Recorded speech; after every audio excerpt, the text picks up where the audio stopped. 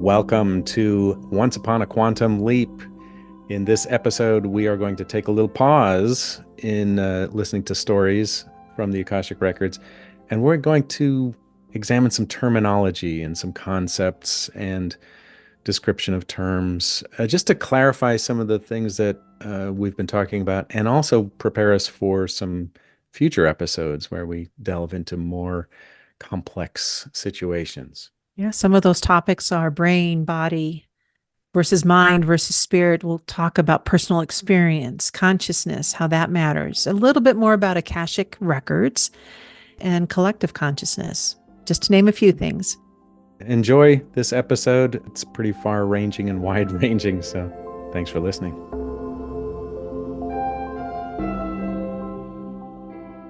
When you get down to it, these are actually very deep concepts and also simple concepts, but they take a lot of words sometimes to explain them. And And yeah, historically, as well as in a contemporary view, no matter what your background is, what information you've gained up to this point, what experience you've had, some of those terminologies can be interchangeable or they have a distinct meaning based on where you come from, your background, the edge of the world you live in. yeah. So there's some of these terms you're going to hear it and you're going to say, wait a minute, this is how I'm hearing that term. That's what it means to me. And it could be possible that maybe we mean it a little differently. So bear with us. Yeah. Well, here's one. Okay. Yeah, I go want ahead. to start with, um, I think we need to talk about the brain, the body, the mind, the spirit.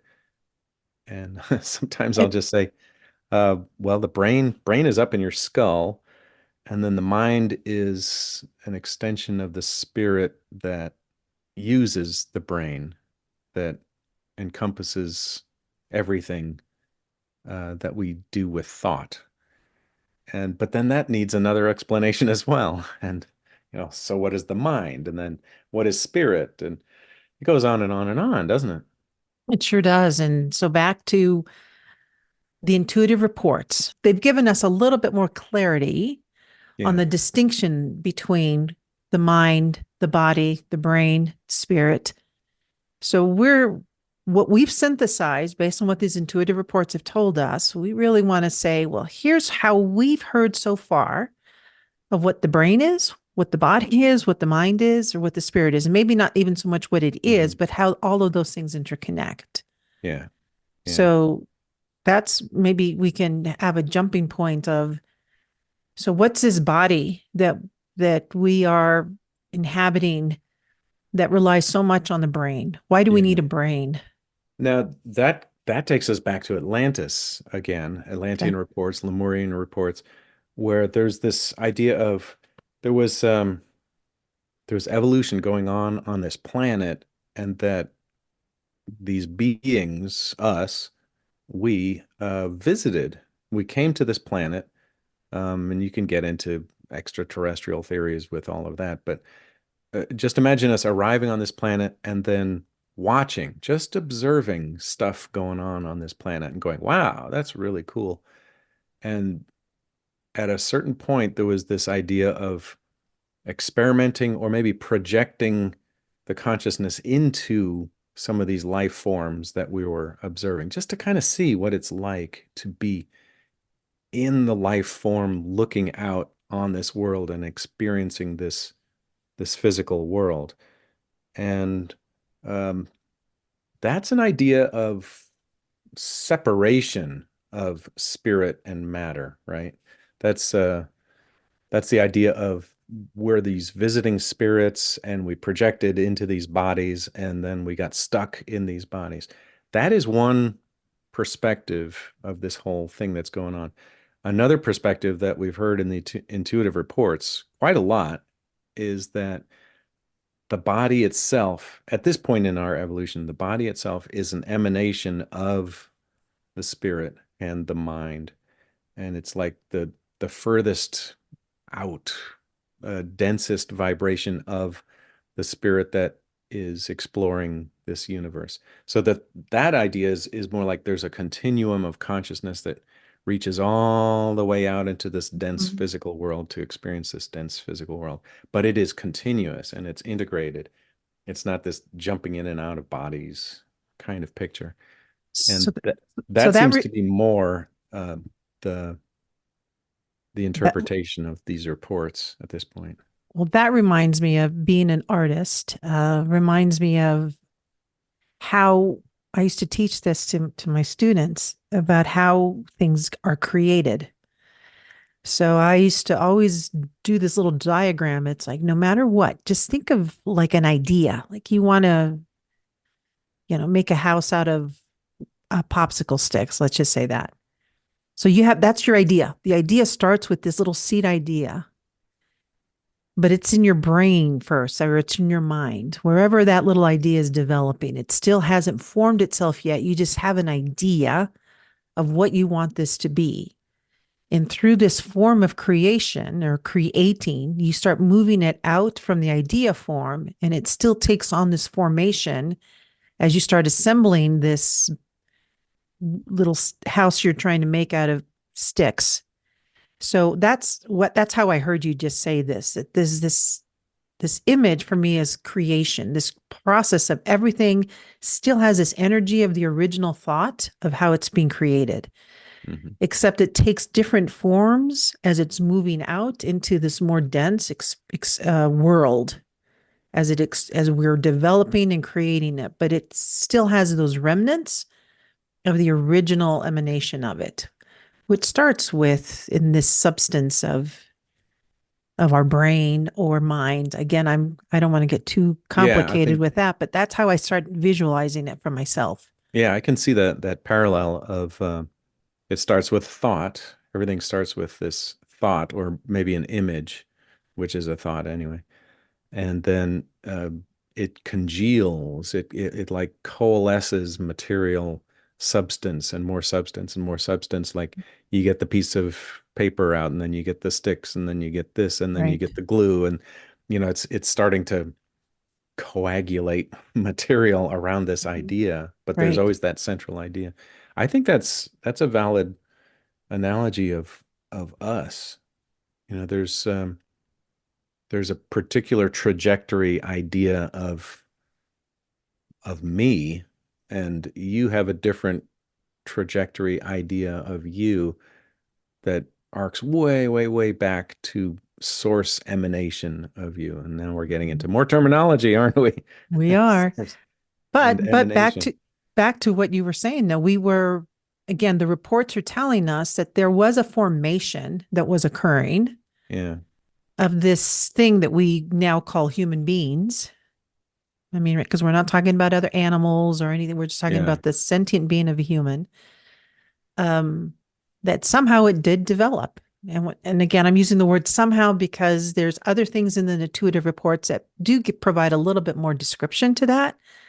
So I'm being vague about the word somehow, but Yeah. there's this creation that is forming, and it's this physical body. That physical body now has a brain, has a couple of Hmm. arms and legs and eyes, and this whole ecosystem that's going to start exploring and creating. Yeah. But it has remnants because it was created. And again, even when I use that word, please remember to listen to the best of your ability.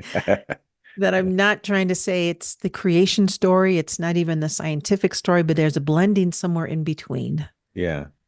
of, Yeah. of We'll get this into spirit evolution. and science at the same Yeah. time with Yeah. things like creativity. Yeah. Nice. Um, so what the way I think of brain at this point is that the brain, our human brain, is it is a massive tissue. I mean, there is no denying that. But that massive tissue is part of this body, and the body is part of the soul exploring, and the soul exploring this world is part of the spirit. You see how they're all like it's like those Russian dolls where there's one little Russian doll, and then there's another Yeah. one outside of it, and then there's another one, and you've got like six of these things all encased within each other, and yet the whole thing is one. It's one being. It's one idea. It's one perspective Mhm. that was birthed, created, and is exploring. There's And a we have that free will too, that we can change and we can adapt and we can grow and we can explore and learn and understand as well. Yeah, I'm going to jump us to another word, consciousness. We're not going to talk about that yet, but I'm using that word as an example. When I was doing my research for the PhD work, I came across a doctor who was an anesthesiologist, and his name escapes me for now, but I will come back to that. But he was so fascinated. That was one of the reasons he became an anesthesiologist, was because he was obsessed with what is consciousness? Where does it go when people are Hmm. under, when we're doing operations on them? Yeah. So one of the places he started was to examine the brain, and he was determined to find, where does this little place of is Hmm. consciousness kind of seated somewhere in the brain? Because Yeah. you're not really asleep when you're under anesthesia, because you're not dreaming, or at least that's according to him. Um, so he came up with the finding that, like, there's a microtubule that still carries the echoes of a consciousness strand. Then he brought in another doctor friend, and they did more tests on the brain waves of what happens when someone is under anesthesiology. And in these tests that they did, they found that the frequency of where your consciousness is has the same rate of vibration as those monks, people who go into deeper states of meditation. Hmm. Hmm. So, one little piece of information of someone's interest in brain consciousness, how does it connect to the body and the mind and the spirit? Yeah. But when I read about that, I thought, what a fascinating time that you spent just to try to figure that little piece out. But Yeah. I really appreciated that he was doing his best to look at the whole complexity of the brain, the mind. How does consciousness fit in? And that's just from one angle.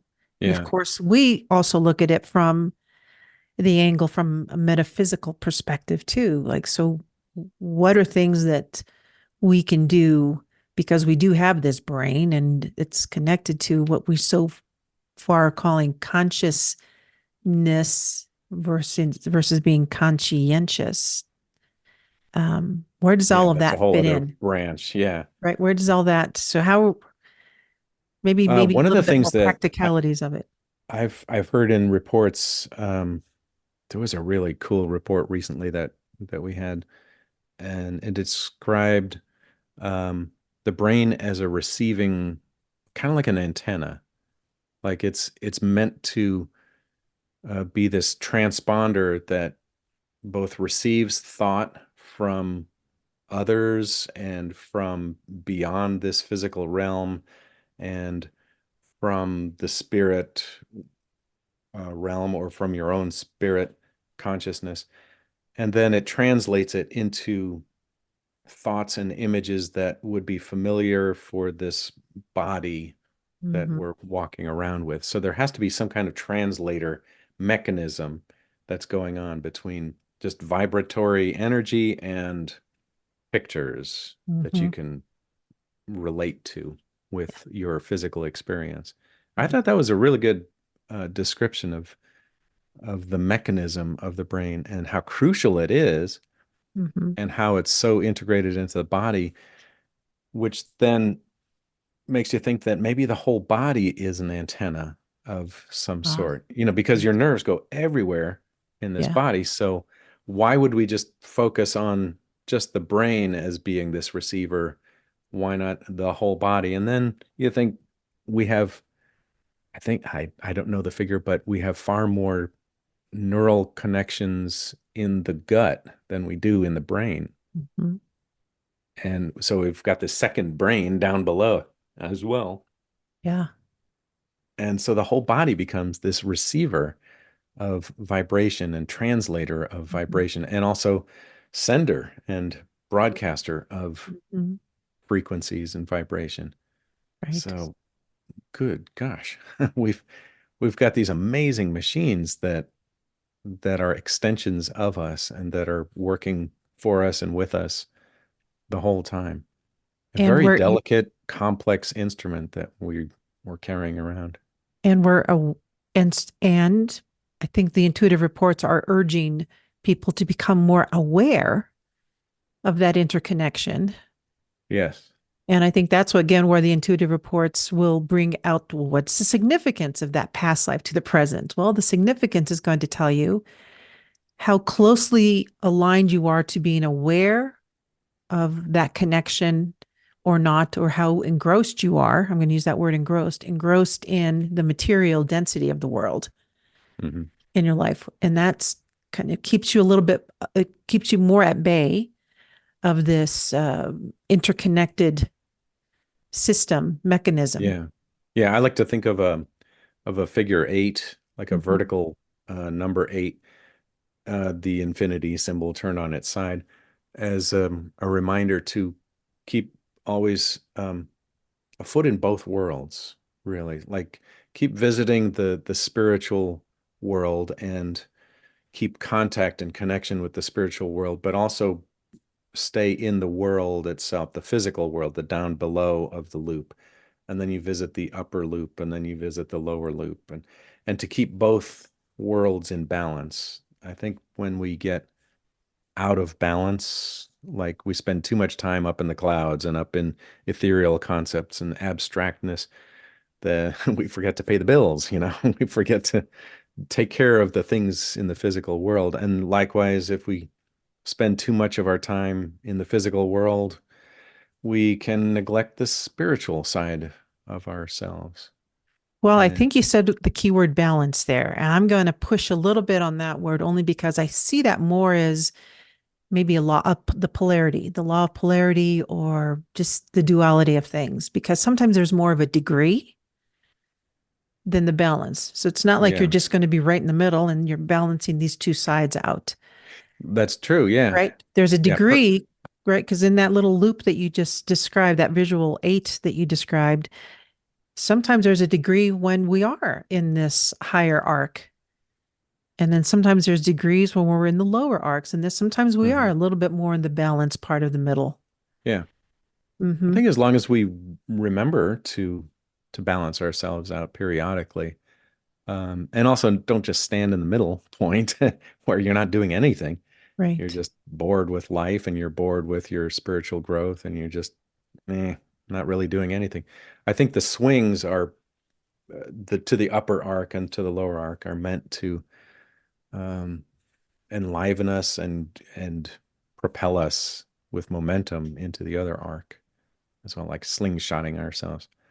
So that brings us to a really good word called attention and concentration Yeah. and an awareness of where your attention is, of how you're attuned to or maybe away from what those.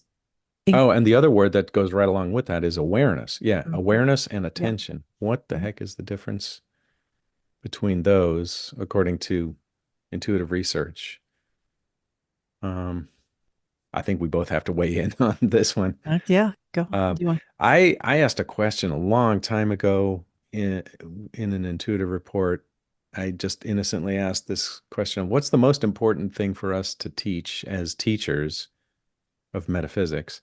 And the answer was single-pointed attention.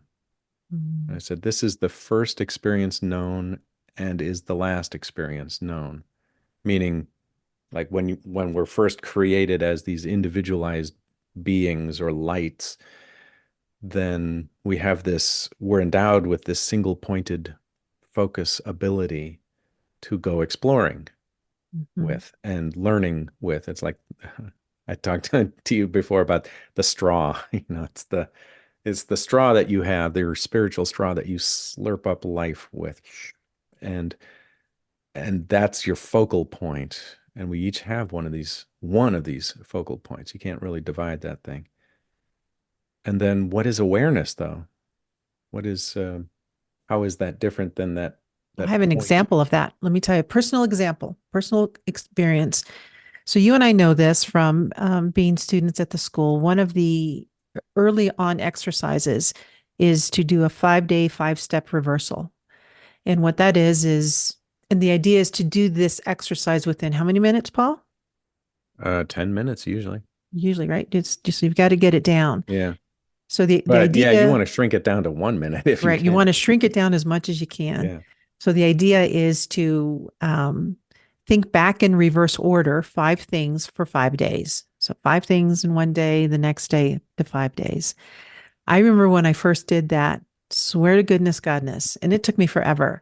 Hmm. It took me almost 45 minutes just to I just to remember read that. Yeah. Yeah. 5 things in 5 days.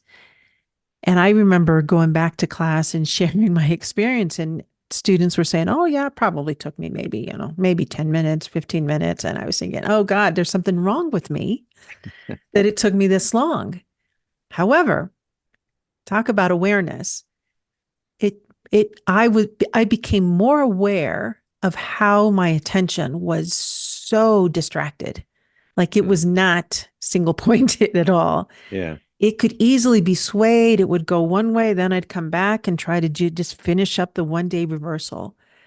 So, what is the difference for me? Personal experience is how aware I was of how easily my attention can be just moved from one place to another, and me not even be aware of how easily my thoughts can go loopy loopy, Yeah. Yeah. one direction to another, somewhere I'm not even sure where it goes. Yeah. I would say, adding to that, my experience of the difference between attention and awareness is, um, I used to go, when I was growing up, we grew up on a farm in northern Indiana, and I used to go out in the back fields a lot and just go wandering through nature and through the fields, and I'd be out in these vast, big, wide open fields, and I just loved it. And I'd spy a bird, or I'd see a groundhog, or a fox prints in the mud, or something like that, and that would capture my attention. But I was also aware of the whole field around me. So the awareness, I started developing this idea of awareness is the field, and Mm-hmm. then attention is the point that you're actually looking at and Yeah, examining. And directing it too. yeah, you're directing and focalizing. Mm-hmm. And you could think of awareness maybe as your peripheral. I can't use the word awareness to describe awareness. It's tricky. Um, like right now, I'm aware of there's a bird outside the window, and I'm aware of the temperature of the room, and I'm aware of the sun coming in behind me through the blinds. But my attention is on these concepts and thoughts and words and what I'm saying into this microphone Mm-hmm. right here. So Yeah, that's, again, they're connected, yeah, they are they're connected. integrated, but Mm-hmm. one is a focalization and one is more how wide out is your peripheral consciousness. And you're able to describe your awareness. Hmm.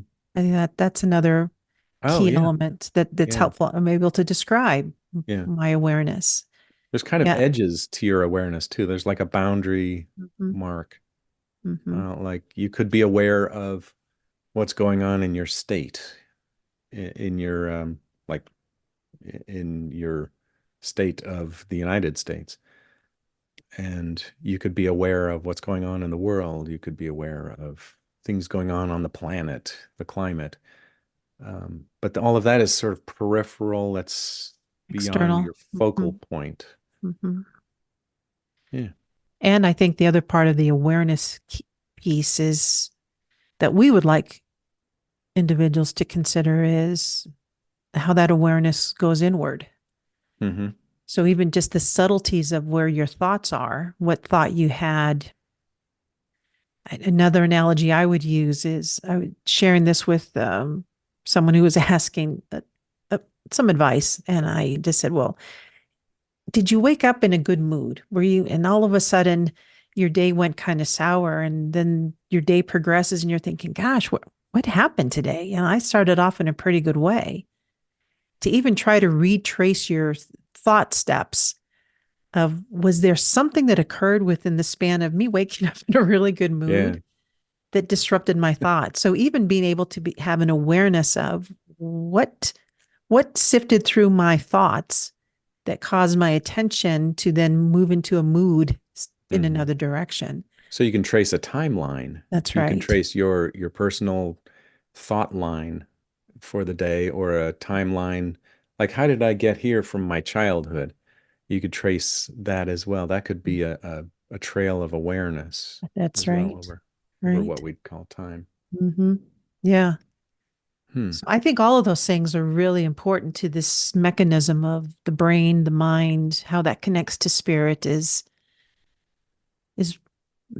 a good thing to like even when you're listening to us right now talk and you're listening to this podcast and you're trying to grapple with some information and make meaning of it on your own, that's good. That's your attention is sifting back and forth and wondering and hopefully your awareness is diving a little bit deeper. And one of the things that I think that has helped me and that we're going to make some suggestions of how to have a personal connection, personal experience so that all of that can have a greater sense of meaning and understanding for you. Well, okay, that brings up this idea. You brought it up just briefly there of going within. Mm-hmm. So these intuitive reports, they come from a very deep place within, and we call this, there's like this idea of inside you and outside you, or there's the within and there's the external world. Ultimately, I would say it's a continuum, but we experience it as a very definite, there's outside us and there's inside us. Mm-hmm. And this going in business can be pretty tricky for a lot of people. It's not the simplest thing in the world, but it is the most natural thing in the world is to go inside. But we just get our attention kind of stuck in this looking outward to the physical world and our senses kind of consciousness, and And gets a little I'll add to frustrating, that you know? real quick. It's occurring that action, in my experience and in my what I believe, it occurs whether you are aware of it consciously or not. Yeah, yeah, I would So that agree. that motion is always occurring. It's a nonstop. It's emotion. Go Yeah. ahead. I interrupted you. Well, I think we're edging towards talking about ego in this idea of like what keeps you from that fluid figure eight, uh, balancing between the spiritual inner world and this outer taking care of business in the physical world. I think the ego, and we can talk about that a little bit. Um, that's what keeps us fixed in a particular stance of Mm. consciousness Mm. where we're not as fluid as we want to be, or we're not as balanced as we'd like to be. You try to meditate and you just can't. You just can't seem to Mm. go within. I've worked with some reporters that just had a really hard time going within and letting go of the physical world and the concerns of the exterior and allowing their consciousness to drift inward to the Akashic records or to the third level of consciousness or wherever. And I think the key ingredient is the stickiness of the ego that holds us back or holds us in a particular pattern. Yeah, I know. See, that's another word that has a lot of contemporary and historical definitions to it, Right, right. depending on who you talk to. And again, we're using the word ego as I don't know, a placeholder. Can I use that word? Hmm. It's a placeholder of where your attention is or where your state of awareness is. Yeah.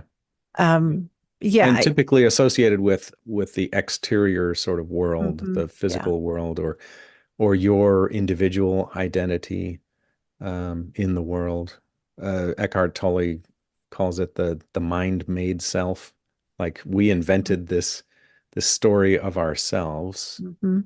and and then we And I'm going to call stick with it. ourselves. That's what I'm going to stick with. I'm Yeah, going to stick with that one because, it's a mind-made self. It's we made this thing up, and it's a yeah. story, and then we live by this story, and we die by this story, and we call ourselves this story. But really, the story is always changing, and Well, I mean, in as an between lives, you're a different story as well. So well, like I think if we had someone who was a straight scientist, very much in the material world, and I have some friends that it's like, yeah, that's about it, Kapusane. That's what I believe. hmm, So and I'm using the word ego not in a negative way. I'm just saying that's where some people are just in their current experience in life. You could say the same about me or you. yeah, Well, right now my ego is stuck in this idea of metaphysics and consciousness and the intuitive reports. That's we all have a perspective yeah, of where yeah, we're going to land, of what we want to be kind of positioning ourselves in. And I think the only distinction I have is that the fluidity of the ego can bend. I think it can stimulate us to bend and open up a little bit from our own perspective if if we allow that to yeah, occur. If yeah. there's an allowance. When I was in eighth grade in middle school, I called myself an eighth grader, right? And then I graduated from eighth grade, and then I called myself a ninth grader, and then I called myself a sophomore, and then called myself a junior. And but all of those are identities and Mm, identified. But it was pretty malleable. But for right? a while, I believed this is who I am. I'm a sophomore in high school. But that changes, and we have to be able to roll with the changes and You want to to. You don't have to, but if you want to, yeah. well, right? I suppose, yeah, you could stay crusty. You Yeah, could stay in right. one particular configuration, but Uh-huh. I have found, and the intuitive reports would bear this out as well, that the more firm your self-identity, your ego, the more prone you are to breakage or shattering. Like Yeah. life circumstances will tend to knock you off balance if you get really, really firm in your stance of who you think you are, So let's talk the about story that personal you tell yourself. experience. Talk about that more, Paul, about personal experience on how that's I would say we're going to be talking about health analyses coming up here in a while, and also creative mind reports in future episodes.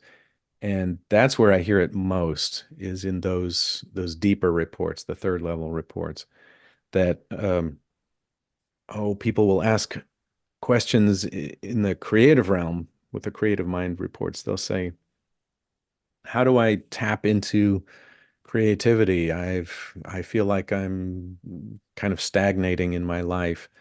How do I tap into this? And invariably, the answer is something along the lines of see yourself and identify yourself as more or mm, greater or different or deeper, or you have to change how you think of yourself. And that's that mm, story that we hmm. tell about ourselves. That's that Yeah. ego story.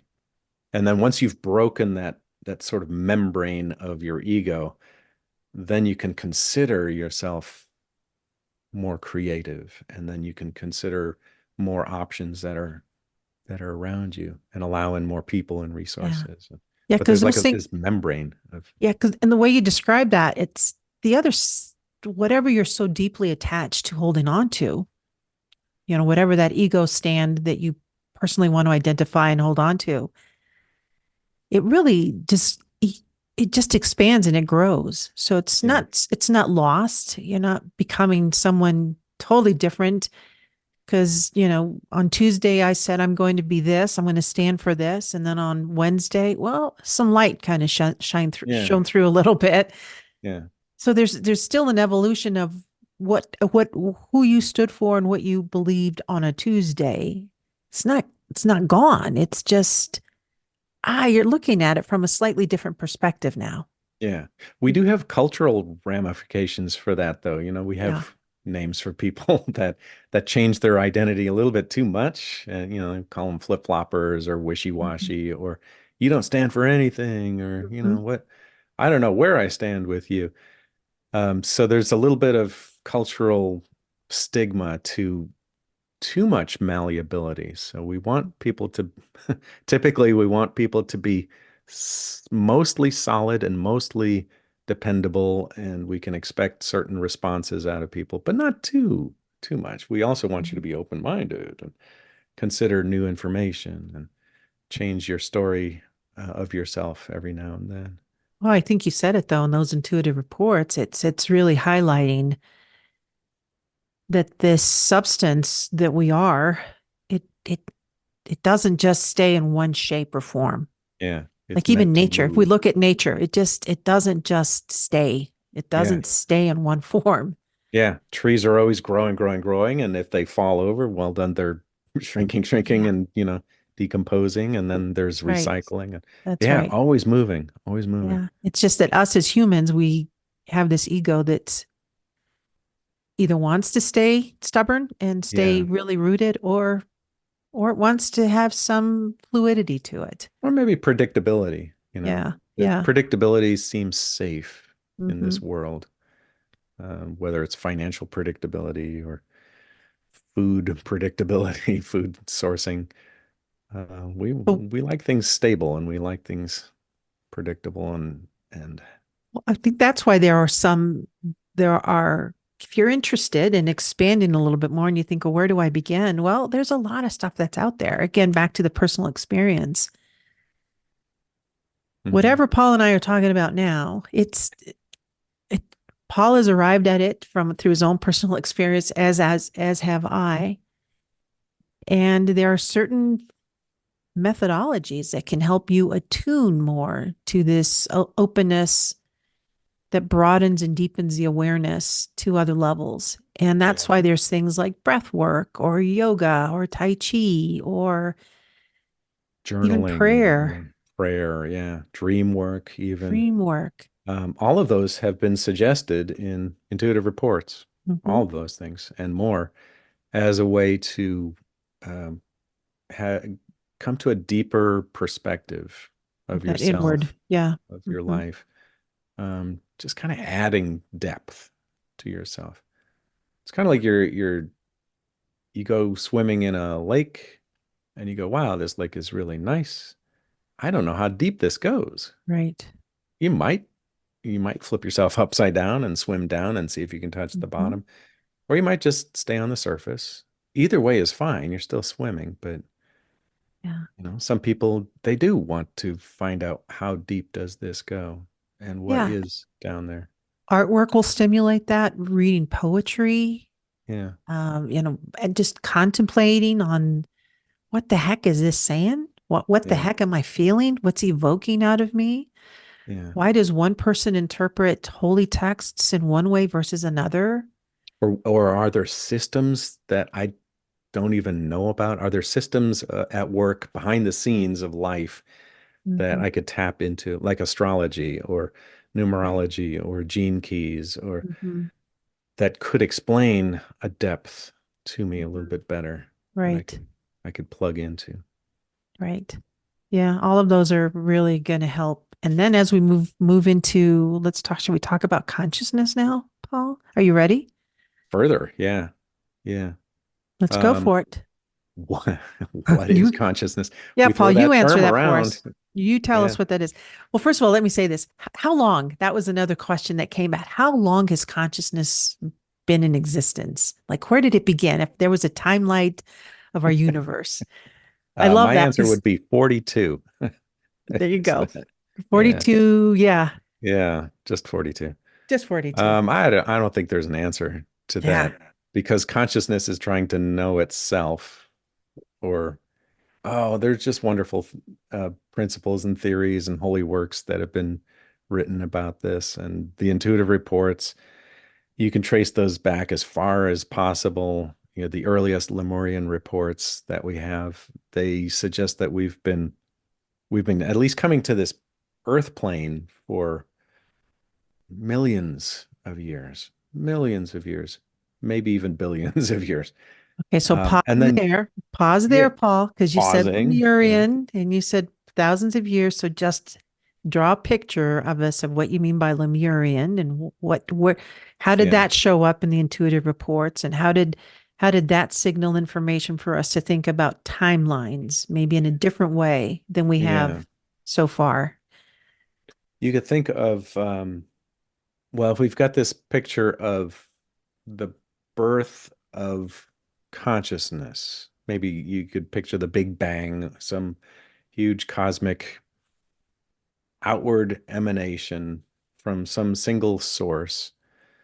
Don't even have to call it creator or God, just say the source expanded, had this idea maybe of exploring the universe or exploring, just exploring, not even, there wasn't even a universe to explore. So moved outward, and you could think of the directions that this exploration emanated as individual beams of light, maybe. And those might be considered the birth of our individuality, is we're traveling on a exploration path, part of the same emanation, part of the same source, but exploring things a little bit differently. Like you explore the world from a different perspective, and I explore the world from this perspective. And sometimes our light beams cross, and sometimes not. Um, the Hindu Vedic scriptures, they talk about yugas, they talk about the the recycling of this consciousness. The consciousness explores and then it kind of contracts back into itself and then emanates back out and then contracts back in. There's this constant out and in The movement of great, consciousness. the great And breath, that's the great breath. Mhm. millions of years old. And we've been exploring this planet millions of years uh, in various forms, though. And that goes back to what we talked about earlier. There was a point at which we first started playing with matter and participating in this denser vibration of physicality. Mm. And I think that's when we tend to start talking about humans landing on this planet and being part of this ecosystem. Mhm. But So you mentioned Lemuria yeah, time. So, and I think you and I have spoken about this before, but again, trying to be clear, time. Like, can we yeah, really call it in our time language years? Do we do cycles? I mean, I think that's where intuitive yeah. reports use the term cycles in as opposed to years, depending on just the time period. Yeah. So I've I know. tried to interpret cycles in the intuitive reports in those early um, reports that are Lemurian or Atlantean. They do talk in terms of cycles. They don't say years. And the best that we can piece together from these reports is that um, the planet was different, our orbit was different, the atmosphere was different, the density of material existence was even different. Mhm. Our spin, the Earth's spin and the gravity was different. And so all of that contributes to our perception of time and how we Mhm. mark time. And if all of that stuff was different, then we can't really talk about years because, if we were in a different zone circling around the sun, and even the sun was different way Right. back when, Yeah. and it's gone through its evolution as well. So the best we can say is cycles. There was a cycle maybe around the central sun, or there was a learning cycle that happened. The bigger cycles um, were marked by major transitions of our consciousness. So there was a first cycle of Lemuria and the second cycle of Lemuria and a third cycle. But those talk about us first arriving and observing, and then maybe second cycle was us as a group consciousness participating on the planet, and then third cycle might be more us really being in forms like humanoid hominid sort of forms on the planet exploring. um, and then fourth cycle definitely in forms, but also very definitely experiencing individual consciousness rather than this integrated group kind of consciousness that we see in nature. It was much more individualized, and there was entrapment going on where we lost sight of our interconnectedness. So those are cycles as well that are in the reports. And those are fascinating, and they're really hard to put timelines to and dates Yeah, to right. because it's more consciousness and more fluid and more just learning based and understanding based. And our current scientific history research starts us right around that fourth cycle, Yeah. Yeah. right? We do arc back with archaeology back into Stone Age and Iron Age and these various ages, the Bronze Age, um, and then at a certain point we've got history, which is the start of language and writing languages down. But even that has been messed up in recent years because we found these temples and structures that had writing and symbology on them that arc back thousands and thousands of years earlier than what we thought Mhm. was the beginning of civilized uh, history. So I think we're in a really cool time of flux of our Yeah. archaeological timeline, Yeah. which might be a whole other Yes. episode that we explore there or have a Hmm. guest on that is much more versed in the newest discoveries and the ramifications of these discoveries. Hmm. I get fascinated and I go down rabbit holes all the time Well, I know you and at I, these and we places. will at some time, at some point, still go Yeah. down those rabbit holes. But the But all of reason, that ties back into yeah, how long has consciousness been that's right. on this planet and what is consciousness even doing? We've talked also about the ego and how it's probably best to stay a little bit flexible with how you identify yourself because Hmm. things change. And collective consciousness, um, we really experienced a lot more collective consciousness back in the early exploration days, in the early cycles, like Lemurian cycles and early Atlantean cycles. And now we're really investigating, exploring more of a I perspective, I'd say. We're I am an individual that happens to be part of a family, that's part of a tribe, that's part of a country, that is part of. So before you go there, Paul, Mhm. can you answer a question around the levels of consciousness, especially as because in the reports, and you've also mentioned it, that we'll get into health analysis, creative mind. It goes into Yeah. different levels of consciousness. So can you go a little bit more into that around um, the frequency and vibration and density of that material into Yeah. levels of consciousness? What is that? What is a Yeah. level of consciousness? Yeah, in intuitive reports, um, we don't record the first part of the process, which is the conductor helping the reporter get to a particular level of consciousness, and we call them the inner levels of mind. You can think of the mind as maybe it's kind of like thermoclines. And have you ever been swimming in a lake and you go down a little deeper and you feel this cold band or maybe a warm band that's Mhm. just a few feet down? Yeah. Um, but it's all part of the lake also. So think of that as ways that we can divide up the mind into these bands of density and bands of frequency. And um, and then the mind itself is consciousness.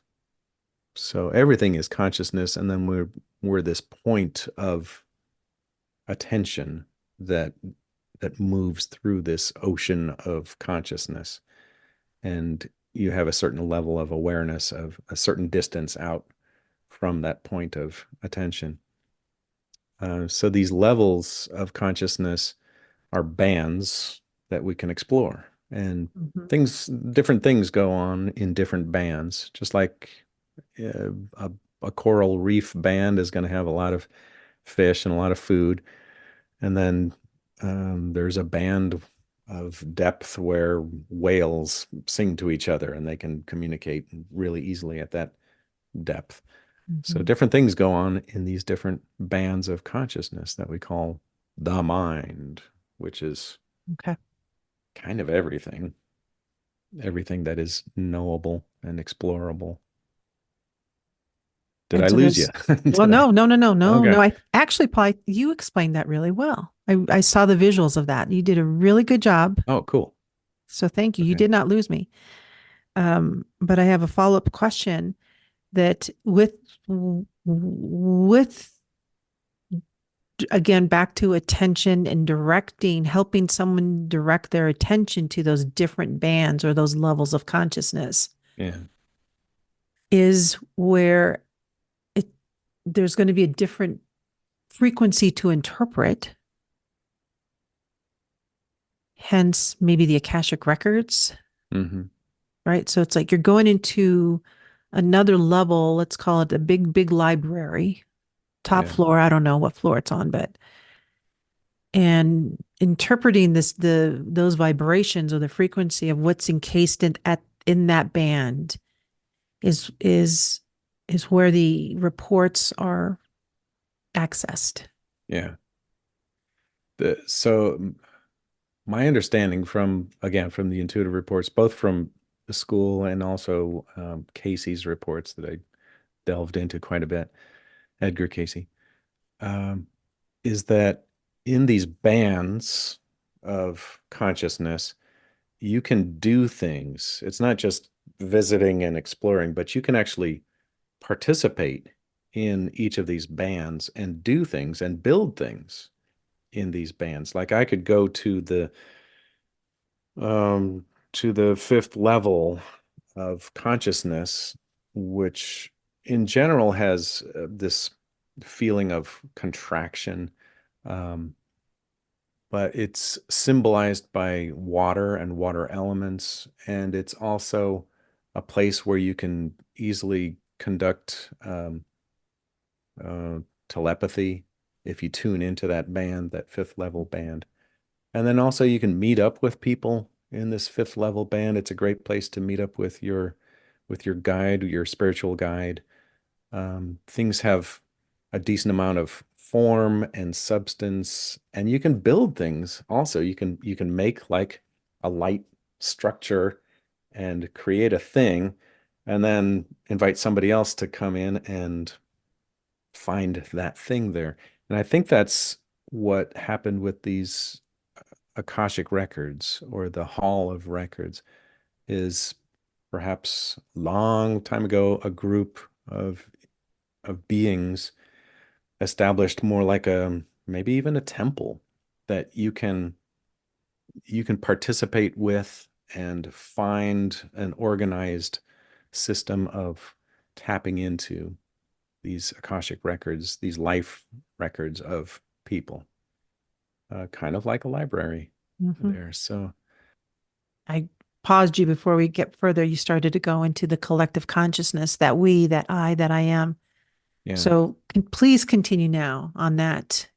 Well, yeah, that might be a good jumping off point once we touch on that to then go into exploring some health analyses and creative mind reports in our next episodes. Hmm. Um, the we is, as far as we can tell with intuitive reports, the we is an experience of collective consciousness, as in we originally came as uh, a group and participated as groups when we arrived on this planet.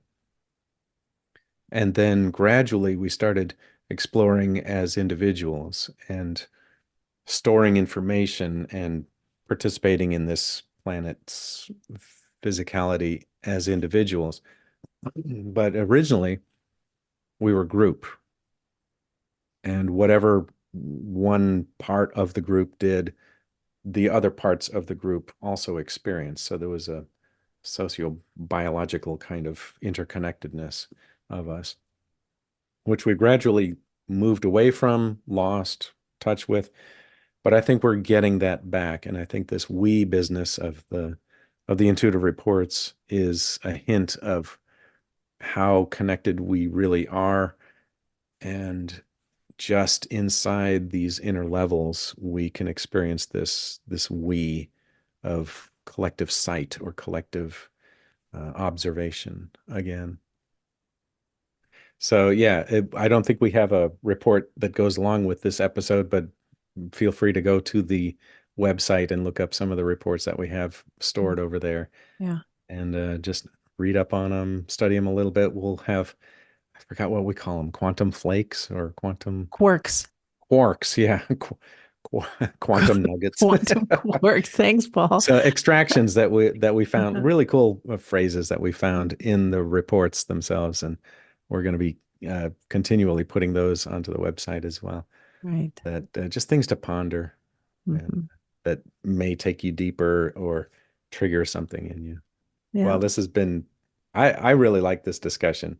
This has been really good, and we went all over the place with this. So We did. hopefully we've got some more clarity about terminology and ideas and principles, and we'll go forth into new episodes. We sure will. Stay tuned. Stay tuned. Once Upon a Quantum Leap is for your reference only. This podcast and the material is intended solely as educational information and should not be used for diagnosis or treatment of any health problem, financial, or legal advice. You can listen to full episodes and find out about Paul and Capucine at onceuponaquantumleap.com. All reports shared on this show have been released with permission, and identifiers have been removed for individuals' privacy. The intuitive reports referred to in each episode are available on our website, on the podcast page, and through links in our show notes. We encourage you to listen to those for greater context. If you're interested in obtaining your own intuitive report, go to quantuminsight.co. That's quantuminsight.co. You can listen to us on Apple, Spotify, or wherever you get your favorite podcasts.